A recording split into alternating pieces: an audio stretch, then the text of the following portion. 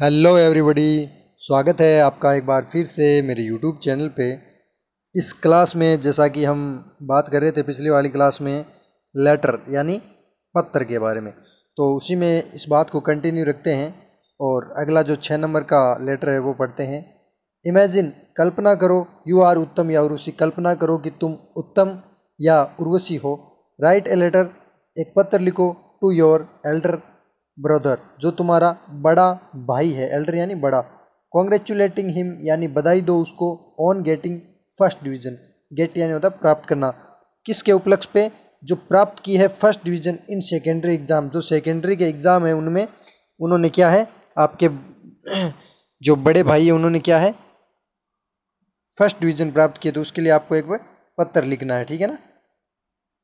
आप मान लो 8वीं कक्षा में हो, आपका भाई था 10वीं में था, उसने क्या है फर्स्ट डिवीज़न प्राप्त किया, तो उसको एक लेटर लिखो।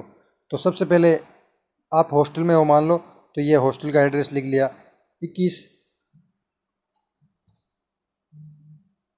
21 Rama hostel, government residential school Jaipur, और ये डेट आ गई 2 जुलाई।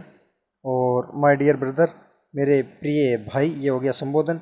उसके बाद यहाँ से देखो, I am happy at here and I hope you will be the same there, ये लाइन लिख देनी है।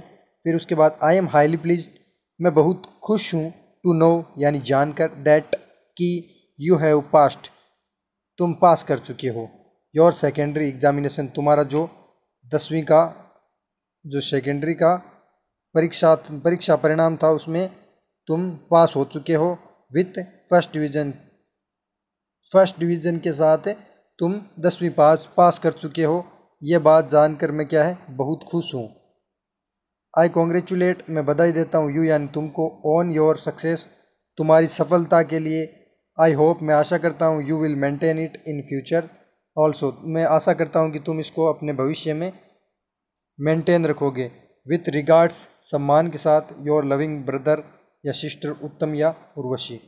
ठीक है, ये हो गया। अब इसमें याद रखने वाली बात क्या है कि अगर किसी का रिजल्ट आया ना, चाहे 8वीं का हो, 10वीं का हो, 12वीं का हो, या कोई और भी आया है, ठीक है ना, तो उसमें क्या है, सबसे पहले वो लाइन तो हो गई है, I am happy at here and I hope you will be the same there, वहाँ पे वो है। फिर आगे यहाँ पे लिख लेना, please pay my regards to aunt and love to baby child, ठीक है, या फिर please pay my respect to parents, ठीक है ना, वो लाइन लिख देनी है। उसके बाद क्या है, उसके बाद आपको ऐसा लेटर है जिसमें क्या है, बधाई देनी है। कोई क्या देनी है, बधाई, कोई भी उपलक्ष्य में, ठीक है ना। तो उसमें आपको क्या लिखना है, I am highly please to know, ये लिखना है, मैं बहुत ज़्यादा खुश हूँ, that know that you have passed. फिर आगे जो एग्ज़ाम है, जैसे 10वीं का तो 10वीं का लिखो, ठीक है। और अगर उसने किसी खेल में अगर क्या है जीत हासिल की है तो ऐसे लिखना है, यही लाइन आनी आएगी, आई एम हाईली प्लीज, मैं बहुत ज़्यादा खुश हूँ, टू नो जानकर, दैट यू। अब आगे आएगा जो टॉपिक है दैट यू, अब यहाँ आया है you have passed your secondary examination.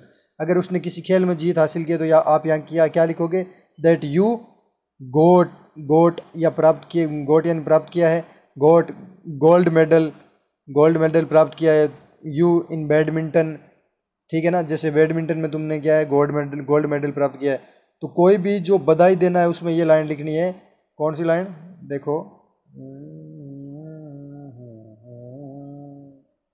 ये लाइन है ना, I am highly please to know that you, आगे ये इतना लिखना है। उसके बाद जो टॉपिक है दैट यू गोट, अगर गोल्ड मेडल प्राप्त किया तो गोल्ड मेडल, और कोई किसी खेल में जीता है तो I am highly please to know that you won, तुम जीत गए, वॉन जीत चुके हो, वॉन जो भी क्रिकेट प्रतियोगिता हुई है तो क्रिकेट का लिखो, यू वॉन क्रिकेट ओलंपिक या cricket game in state level या फिर इन इंटरनेशनल लेवल, जो भी है, ठीक है ना, ये लाइन लिख देनी है। समझ आ गया? अगर कुछ समझ नहीं आया ना तो 95 87 08 52 08 इस नंबर पे कॉल कर लेना, ठीक है ना, समझा दूंगा। ठीक है, फिर धन्यवाद।